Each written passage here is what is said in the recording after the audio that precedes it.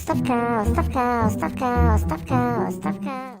Острите реакции од јавноста го натерале Филипче да го избрише пародичното видео, во кое се обидува да го исмее барањето на опозицијата за оставка на Филипче.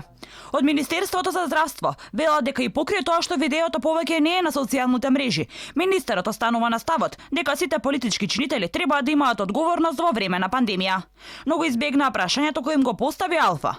Дали ова е сериозен пристап за водење стратегија во време на пандемија, кога луѓето стравуваат за своите животи? Видеото кое беше објавено на социјалните мрежи на министерот за здравство Филипче е пародија на неоснованите критики на опозицијата кон неговата работа како министер за здравство во време на светска пандемија. 21 семејство е завиено во црно. Пријатели, роднини жалат по починатите, но дали пиарот на Филипче направи грешка, па наместо да му сугерира да изрази сочувство, беше објавено пародичното видео. Оставка, оставка, оставка, оставка, оставка, оставка. Власта барањето од опозицијата за оставка на Филипче и нивните протести ги карактеризираат како лицемерни.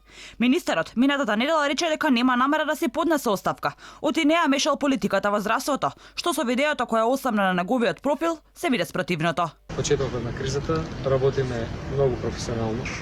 Никогаш ниту се обидовме да внесеме политика или политиканство во било која од препораките, одлуките и така натаму.